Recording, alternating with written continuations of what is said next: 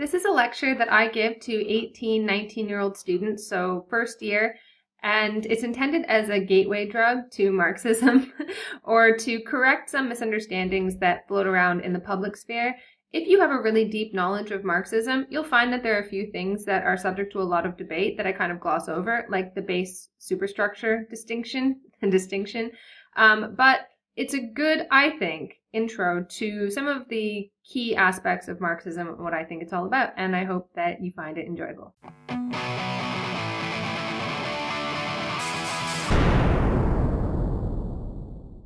Seize control of this wonderful machinery that capitalism has created and use it for the purposes of people.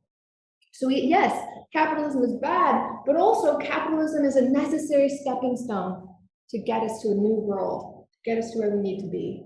Anyone else know anything about Marx and Engels? What pops into your head? Anybody know the keywords that are usually associated with Marx and Engels? Communism, good, excellent. That's a good segue. So Karl Marx supposedly advocated for something called communism. I remember when I was talking to one of my colleagues, I said, I'm giving a lecture on Marx tomorrow. It was the first time that I gave this lecture a couple of years back. She said, you should show them the Smurfs. I looked a bit confused. Why would I show them the Smurfs? So what do you think communism is? Do you think it's like Smurfs? Anybody watch Smurfs? It's a really old reference. Old even for me. I was too young even when Smurfs were. More my sister and brother who are older than me. But this wonderful little commune, I suppose, where they all kind of share in everything and they'll do work for the good of the commune. Yeah. Or is it more like Star Trek? Anybody ever watch Star Trek? Yeah, show of hands who's watched Star Trek. Yeah? Star Trek, again, even too old for me. My dad used to watch Star Trek, and I kind of have vague memories of like lying on the couch being forced to watch this extremely boring show. But I have come to love Star Trek. I want to get the idea across to you that actually Marx's idea of communism is more like Star Trek than Smurfs. Smurfs would be more like what he called primitive communism, kind of communism that existed a long time ago and like when people lived in hunter-gatherer societies. And in those societies, people had a direct relationship with the world because you went out into the world and you made a fire, you interacted with the world and you killed an animal and you ate the animal. You, as a human being, and your creativity were one thing together. So you ate the products of your labor immediately. You had a direct relationship with the world. In capitalism, these things, the human being and our creativity, they're separated. Marx called this creativity our species being. The fact that we work on the world is our species being. We work on the world, and in so doing, we work on ourselves, and that's what becomes fundamentally different. That's what differentiates us from animals, the fact that we are creative, and we create a world of culture by using tools and working, laboring on the world. So in primitive communism, our labor was direct, we worked on the world, we ate it. Within capitalism, these things are ripped apart, right? Show of hands, anybody ever worked in a factory? Anybody ever worked? Yeah, where did you work? At a pub, great. Did you own the beer that you served? No, of course not. So you had an indirect relationship, right? So you made something, you poured a pint, and someone else made that beer somewhere down the line, we have no idea. You gave it to somebody else, and then you got money at the end of the day, or maybe 2 weeks later, and then you would go buy a beer or buy whatever you want. So your relationship with the world is indirect, these two things. Your creativity is separated from you. But what communism will do, Marx thinks, is bring those things back together. And that's his idea of the dialectic. The dialectic, which basically means that all history is like things that have been pried apart trying to come back together. And when they come back together, they create something new. So you think about, we talked about feudalism, right? The system that existed before communism. Society is pried apart into these different classes, right? And then but they're one thing, it's one society. And so they're trying to come back together, and bang, when they come back together, it's revolution. And it creates something new, a new society. And then that cleaves into classes, and boom, they come back together, create a new society. That's what That's what Marx is always talking about. He's always talking about these two things that get pried apart and then they keep trying to come back together. And it's the same thing with our creativity, our human creativity. In primitive communism, they were one thing. They get pried apart. And because of that, we have the possibility for it all to come back together in a much higher form. So yes, when you lived in a hunter-gatherer group, you would have had a direct relationship with the world. You would have seen immediately, oh, look at the wonders that I create. I have killed a beast. I'm going to go and paint a cave wall. I'm so proud that I've killed this beast, right? Now you come home from work and say, I have slayed a pint. No, you don't care. You're alienated from it. You're separate from it, right?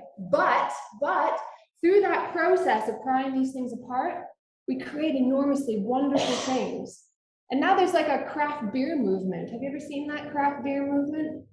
Where people like in their backyards basically make the technology got to be so complex and then so simple that people can have breweries basically in their backyard, and then they can look at this wonderful craft beer that I have created. You can make your own beer now. It's pretty easy. You're getting a more direct relationship with the world again. And that's because these things were pried apart, transformed technologically, and then they come back together. One more thing, like music, for example. You know, it used to be people would play music and they had you might even have made your own instruments. And you would feel a direct relationship with the people that you played music for. That still exists to a certain extent. Then it got pried apart, right? The music industry, high-tech stuff. You have to go to a recording studio and create your music. Now, you can make music on your laptop. That laptop right there is more powerful than the recording studio, like hundreds of times more powerful than the recording studios of the 1970s, for example. And now people are making music in their bedrooms. You have a direct, and it's very hard to sell that music, by the way. It's that the money that's made is made by advertising. The music itself is basically free. That's what's happening. So that's by prying these things apart, they come back together again. And this is the process that's constantly happening within capitalism, and is the source of the optimism, the mixture of optimism and pessimism that characterizes Marx's work. Yes, it's a sad thing that we're alienated from our creativity as human beings. That when you come home from work, the thing, your species being, the thing that makes you human, is something you hate and you shun like the plague. That's sad. But eventually it will come back together again if we have a revolution, if we become conscious of what's happening and we seize control of these things, we do away with private property, Marx says. So it's more like Star Trek than Smurfs, because it's the technology, if we can take control of it, that will ultimately free us. So that's my little introduction to Marxism. I might have confused you terribly, but I'm going to go through this step by step. So my objectives are to describe Karl Marx's understanding of history. How does history work? What is capitalism? And how are we ultimately going to be freed, according to Marx? Okay, so who was Karl Marx? He is the father of modern socialism, communism, and what we call conflict theory, right? These conflicts between things come together and create something new, conflict theory. He was born in 1818 in Western Germany. He was the son of a Jewish lawyer, and that's actually important, not for our purposes now, but just in terms of history, because the Nazis, people forget, that famous poem, first they came for the blah, blah, blah, but I didn't care because I was not a blah, blah, blah. Does anybody know what the first line of that poem was? First they came for the communists, but I didn't care because I was not a communist. So part of the Jewish conspiracy of the Nazis was about people like Karl Marx. He was a descendant of Jews, although he, of course, himself was not a practicing Jew. It's an important thing to remember because you've probably heard about cultural Marxism. You spend a lot of time online. Cultural Marxism, it echoes a lot of this early kind of Nazi theory that there were these socialist Jews who can't be trusted and so on. Anyways, he moved to Paris and then he lived in exile in London. He lived most of his life in poverty. You can go on tours in London now and see all the terrible places that Marx lived and all the times that he got evicted and was not able to pay his bills. In his youth, he was a young Hegelian.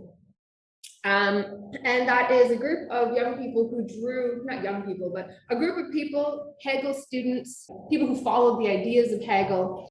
And one of the things that really excited the young Hegelians like Feuerbach, not just Marx, there were lots of these young Hegelians, was this idea that history is, so Hegel was looking at all of world history and says, that's interesting. It seems that history is becoming more rational. Societies are becoming more rational. They're more reasonable. They're being successfully ruled more by logic rather than superstition. How can we explain this?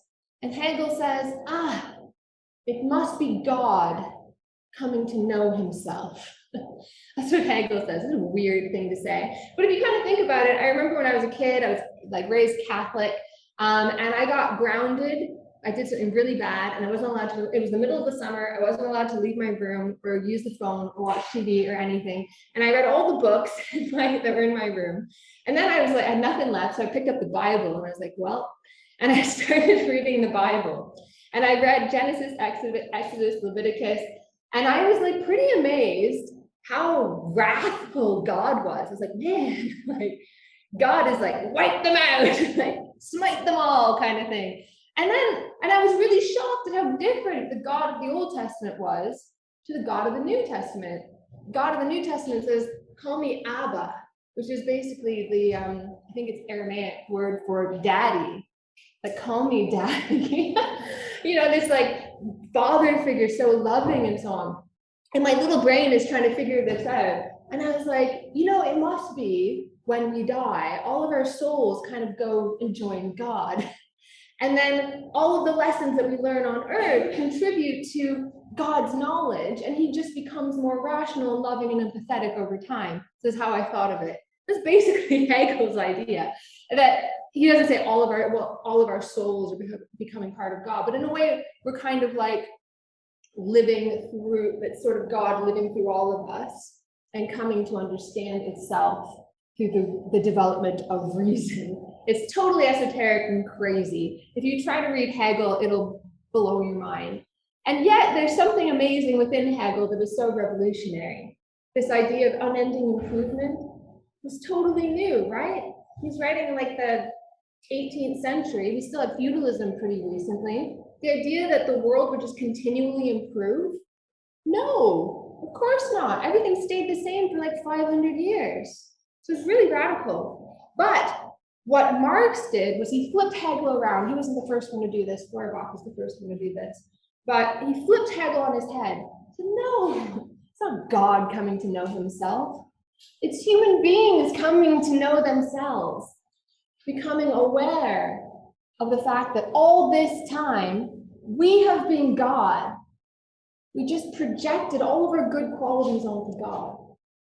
And you can see this in the idea of the dialectic. So the first thing is God creates man in his own image, right? That's what we learn in school. If you ever went to school, God creates man in his own image. Thesis, antithesis. No, man created God in his own image. God is just a reflection of man's culture at any given time. But then there's going to be a synthesis. Man is God. We can bring life to other planets. Now, as a good Christian, I always feel like, oh God, I'm going to get struck down for saying that. But according to Marx, we're not gods now. We're not fully free, but eventually we will be free. We will become God. That's the end point of the dialectic. God created man in his own image? No. Man created God in his own image? No. We are gods. We are gods. We can destroy this planet, or we can make it into heaven. That's us. It's up to us. And it always has been, but we never had the economic base of society that would make that possible. We were always limited by our time period. We're always like, it really did appear as though, like if you look at ancient Greece, fate was so powerful that not even the gods could escape fate. Not even the gods could escape fate. Why? Because in the world of ancient Greece, you really were determined by fate. You really were, you had earthquakes and volcanic eruptions, tsunamis. You were thrown about by forces beyond your will, and people didn't have the ability at that time to control those forces. So even when they projected their society onto God, even the gods couldn't overcome fate. That's how powerful fate was. That's how powerful, how little power they felt in that world, because they didn't have the technology yet to control it. Now we can imagine becoming gods, right? We're talking about the Anthropocene, the time period that's controlled by humans, because we do have the technology to become gods, but we don't yet exist in a direct relationship with the world. We can't just act on the world. We can't just use our technologies, for example, to overcome climate change. Can't, because we don't act directly on the world just yet. We have the technology right now to solve a lot of the problems that exist in the world.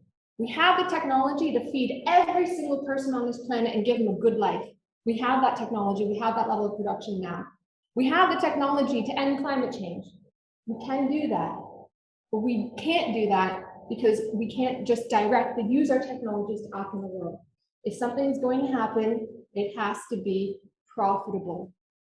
Within capitalism, we're not in a direct relationship with the world yet. We're not back at this. We're not here yet, right? We're not back at these smirks where we were at a direct relationship with the world. We're not at that at a higher form. We're still stuck, according to Marx and the young Hegelians. Well, now we're into Marx. We can't have that direct relationship yet. We're still stuck in a world that is defined by profit. So that's Karl Marx's, how he comes from Hegel. One of these young Hegelians flips Hegel on his head, comes up with this wonderful optimistic vision of a fundamentally changed world. So Marx wrote voluminously throughout his life. He wrote over 1 million pages. And this is part of the reason why Marxism is such a tough thing, because nobody can possibly read. Maybe it's possible, I don't know. But it'd be very, very difficult to read every single word the man wrote. It's a lot. And some people develop different understandings based on different texts. So for me, my favorite texts are the German Ideology, Wage, Labor, and Capital, and Capital. And you can tell the way that I think because I read these books, and also the Grundrisse. But there are people who read the economic and philosophical manuscripts, which is what Marx wrote when he was very young. And they end up with a really weird idea of Marxism, in my opinion, where they're like anti-consumerist. They're like, you're consuming too much, you bad people. I think that that's a misreading of Marx's work because I read other things. So that this is, you kind of get a sense, I don't know if you're aware of this, but like there's pretty much no sect, no political sect that hates each other as much as Marxists do. Like you can't really say anything as a Marxist without 50 million Marxists jumping on you. It's a problem. But anyway, so he wrote voluminously throughout his life. Here are some of his major texts. Now, I should mention that this lecture is called Karl Marx and Friedrich Engels. Friedrich Engels was Marx's companion throughout his life, his friend and collaborator. He supported Marx and his family through funds from his factory. And people go, oh, that's so bad, that's so hypocritical, if capitalism is so bad, why did you get money from the factory? I hope that I put forward the idea to you that Marx did not just reject capitalism. He wasn't stupid. He wasn't like, oh, I'm just gonna go like shave my head, have a mohawk and dye it green or something and go live on a commune. No, it was about understanding capitalism and what it makes possible. It's like telling somebody in feudalism, like, oh, if you hate feudalism so much, like why you work in the land then? Because I have to, I live in a feudal society and that's the way that it works. So he was supported by the funds from Engels' factory. And the role of Engels in Marx's work is subject to a lot of debate. A lot of people say that he had, like some of the key ideas of Marx were published after he died. And it was Engels who compiled his work from Marx's notebooks, which were completely illegible. Only Marx could read Marx's own handwriting. And Engels had to try to decipher what Marx was trying to say and compile it for a text and publish it. And so a lot of people say that Engels kind of messed with Marx's work and messed it up. But actually, throughout his life, throughout both of their lives, it's really difficult to know what was written by Marx and what was written by Engels. Because a lot of the time, Engels would fulfill contracts for Marx.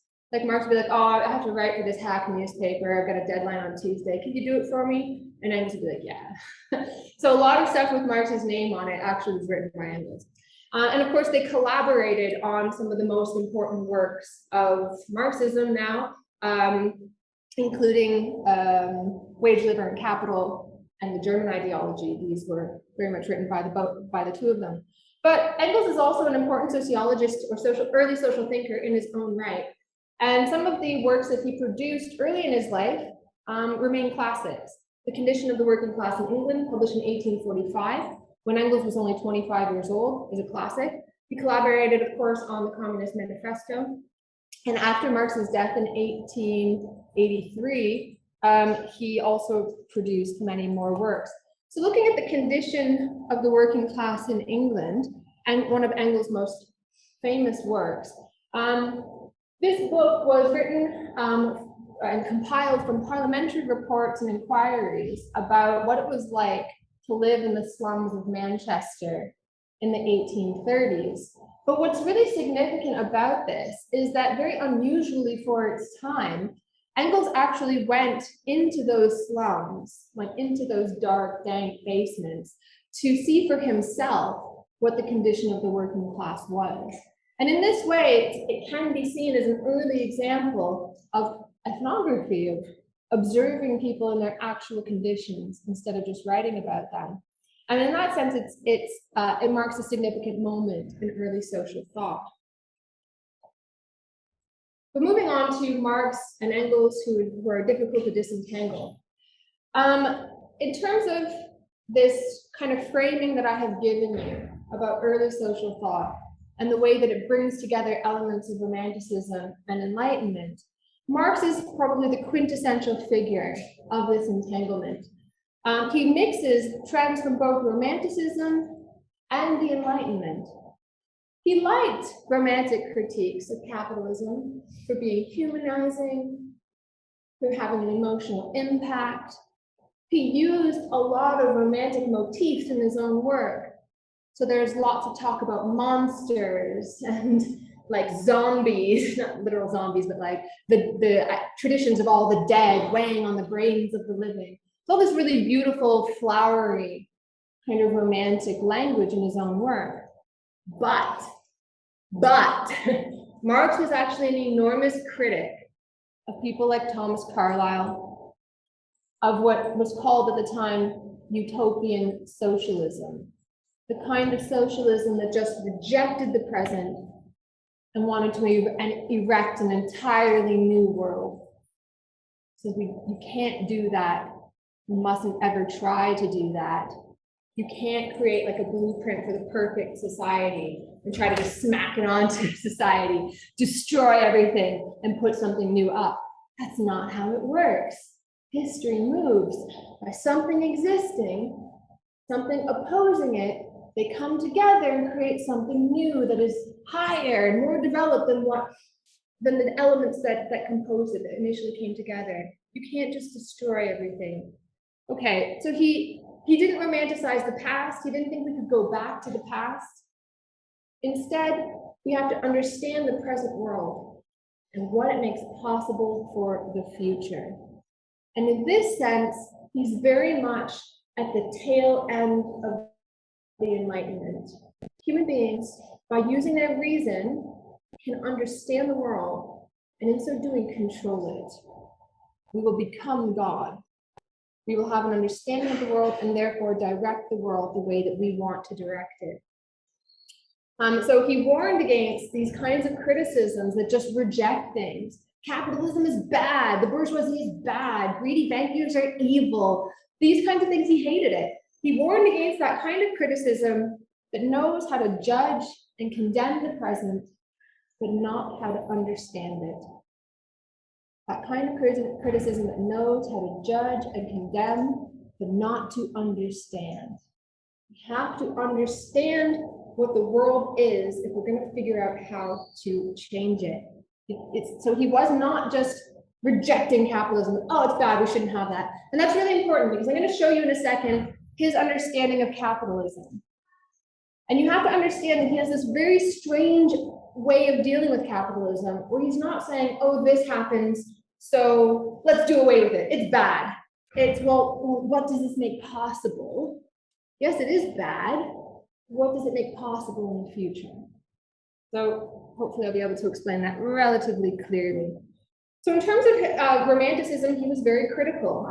He says about like returning to this golden past. Oh, there was this time in the past when everything was wonderful. He didn't want to go back to primitive communism. He wrote, "It is as ridiculous to yearn for a return to that original fullness as it is to believe that with this complete emptiness, history has come to a standstill." So it's ridiculous to want to go back to the past, but it's also ridiculous to imagine that this is just it, the end of history. We're still moving forward. The bourgeois viewpoint has never advanced beyond this antithesis between itself and the romantic viewpoint, and therefore the latter will accompany it as legitimate antithesis up to its blessed end. What does that mean?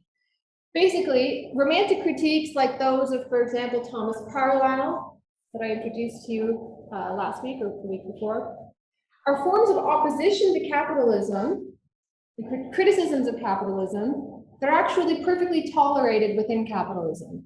They're fine.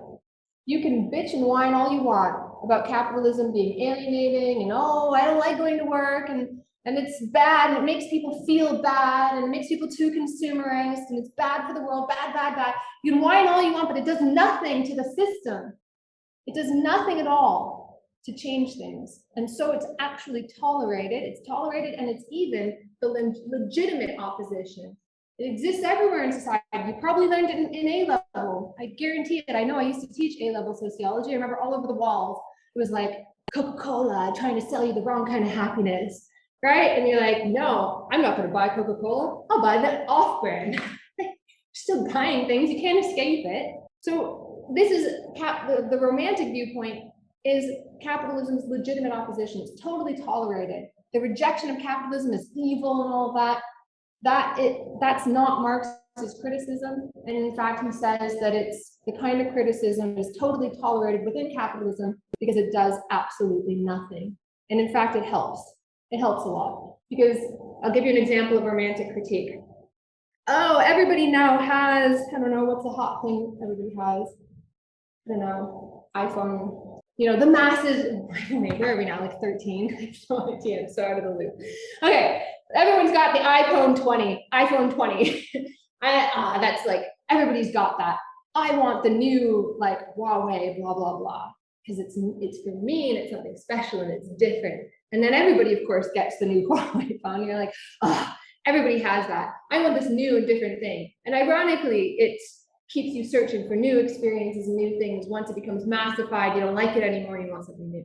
It's an example of that kind of criticism. It doesn't really do anything. It's kind of a bad example because there are worse ones. I could give you another example. Environmentalism is a very important movement, but there are parts of it that are this kind of romantic critique, which is like, we should go back. We've gone too far. Industrial society has gone too far. You people, you want too much. And the capitalist is like, yeah, you people, you want too much. Ask for lower wages. Ask for lower wages. You shouldn't, it's wrong to want to have more. You should find meaning in yourself, not consumer objects, because I'm not going to pay you to buy those consumer objects, am I? No. So that's another example. Criticizing consumerism is wonderful for capitalists because they hate it when workers ask them to pay them more, right? When you go on strike, you're not like, give me well-being Wednesdays. I want to learn how to meditate. No, the boss wants you to do that. You want more money, and power to you. The romantic critique tricks you into thinking that wanting more is bad. So this is why Marx is really, really critical of it. And if you click on that slide, the source that comes from the Grundrisse, which is Marx's notebooks. Okay, so to sum up this critique of Romanticism, you can kind of put it in the words of Vladimir Lenin. Vladimir Lenin was the leader of the Russian Revolution, based, of course, on Marx's ideas. And of course, the Russian Revolution is hugely controversial in history, whether or not it was a good thing.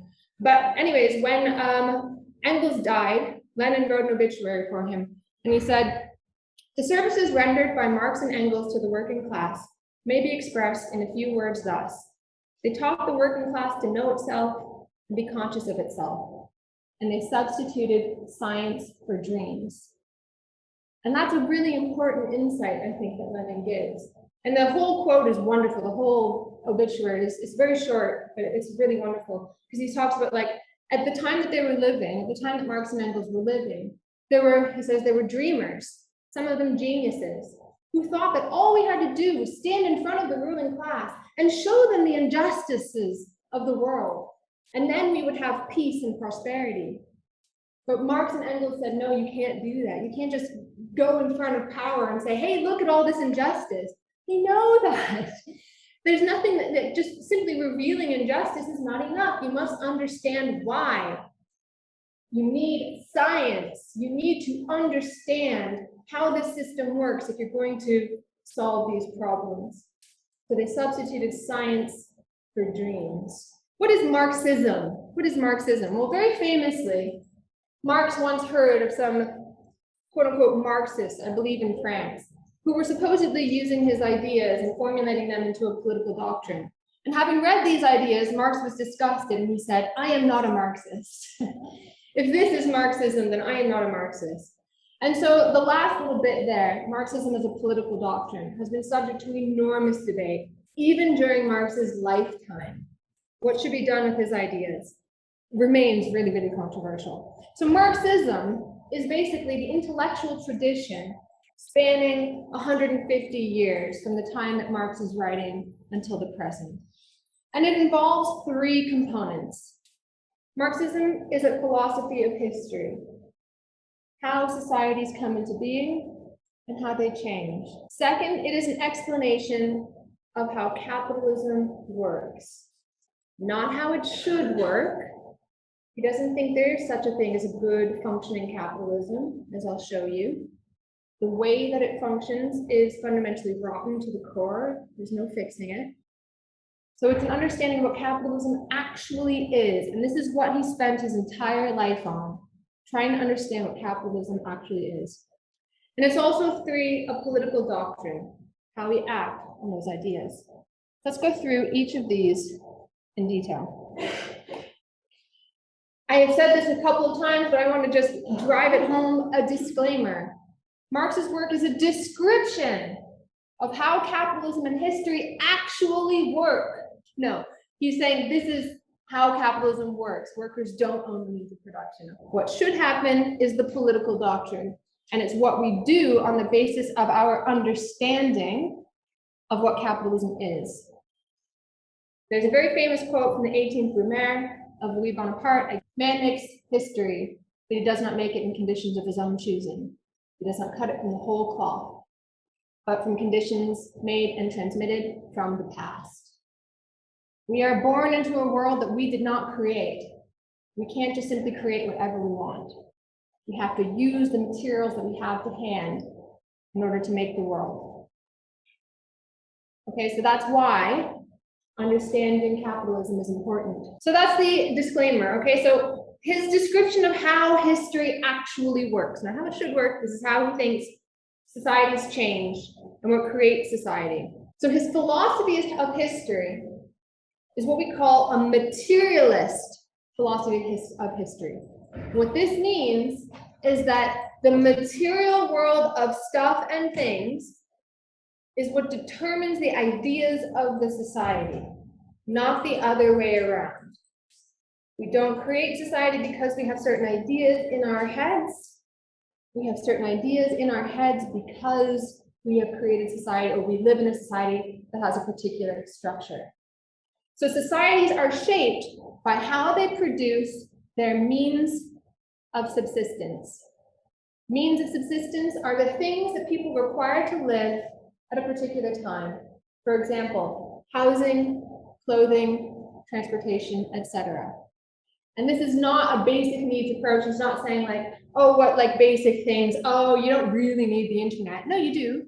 You really need these things because you live in a society that is structured in that way. Needs change over time. Okay, but the means of subsistence is how we produce everything in the world that you need to live at a given time. Is that clear? So food, shelter, in our world, internet, leather jackets, all of these things are our means of subsistence. And why does he think it's ultimately that stuff and how we produce it that determines the shape of society? Well, he says in the German ideology, you must be fed before you can philosophize. You must be fed before you can philosophize. You must meet your basic needs. You must eat. You must put a roof over your head before you can sit there and think about the finer points of religion. Okay, so it's not ideas that make the world, he says. It is the stuff, how we make our stuff. That's what makes the world.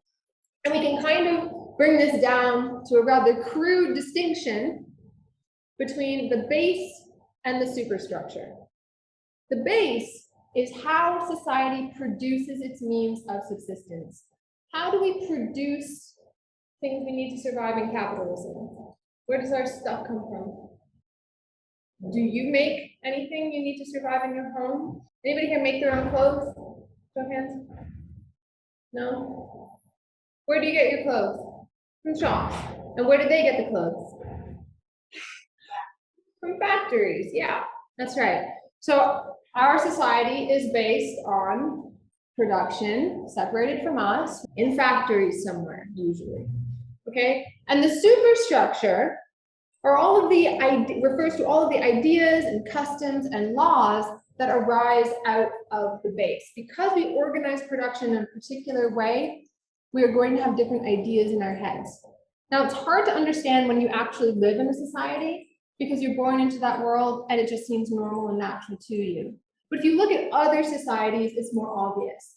So, for example, in feudalism, you had the relationship between the serfs and the lords, and you had this kind of like middle bit of like knights and so on, and then you had the king at the top, right? That's your hierarchy within feudalism. There's your hierarchy within feudalism. Okay, so you've got your king at the top. Now, isn't it interesting that the ideas of the culture are pretty darn similar to that? So look at religion. Religion of the time during feudalism, like you had God on top. Then you had the archangels, right, who would come and kind of try to do God's bidding.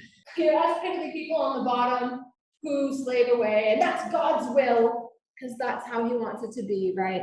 The way that the society was structured was reflected in the superstructure, in the ideas and the customs. When you had feudalism, it just seemed like it was in the nature of the peasant to be a peasant, and in the nature of a king to be a king, because nothing ever changed. Because the economic base of society was such that it never changed. And that was the hierarchy. So our ideas about nature matched that hierarchy. We naturalized it. We said, that's the way God's will is. So our superstructure during feudalism matched the base, explained the base, said why the base was natural and normal and inevitable and God's will. It's the same thing for capitalism. So there we have our hierarchy within capitalism. Note the similarities between feudalism and capitalism. We still have that structure.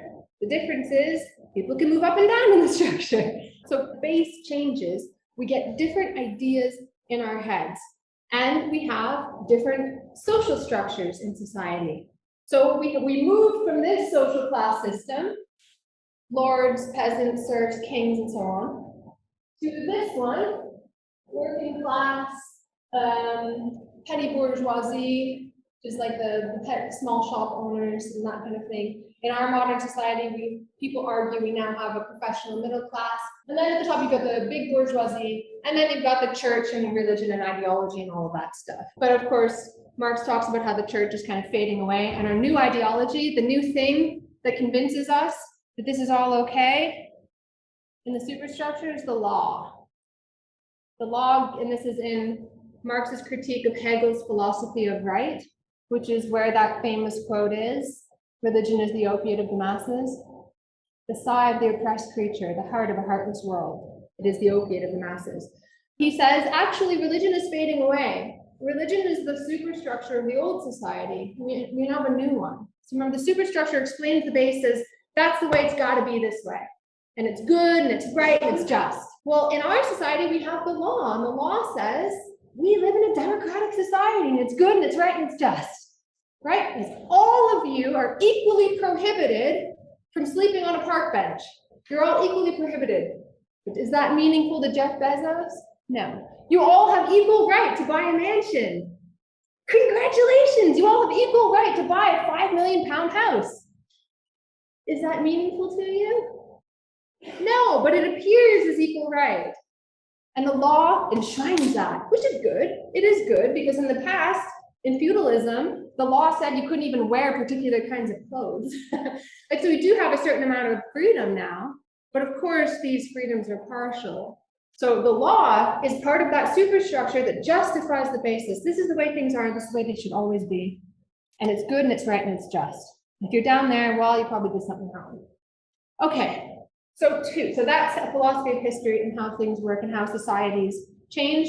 You change the base, you change the superstructure. So Marx's work is an understanding of that base. It's an attempt to understand capitalism, because it's only by changing that you change society. Marx famously said, communism can be understood thus: abolition of private property. Change the base, you change society.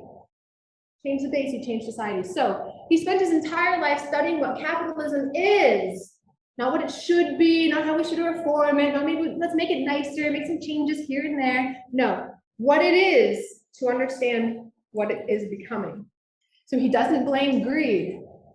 He doesn't blame individual mistakes, bad policies, or bad people. That's not what it is about.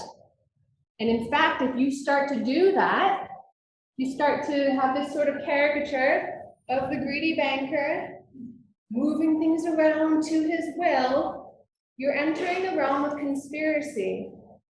That is not Marxism. No, it's the system itself that pushes people to do things. So actually, he's very much in agreement with people like John Locke. He doesn't see the problems of capitalism as coming out of bad people and stupidity like Hobbes would, right? Hobbes would say, well, of course we've got a bad system because human beings are evil. And it's just a reflection of their evil. They're greedy and terrible. Marx would say, no, human beings are rational. We are reasonable, we are logical. We encounter a problem and we try to solve it. And anyone would do these things in this position. In the position of the capitalist, you too would feel tempted to shoot workers when they go on strike. And I know it's a terrifying thought, but you too would feel, you might not do it, but you would feel that pressure because you'd be like, oh my God, I'm going to go out of business. You idiot workers, you can't have more. Don't you see?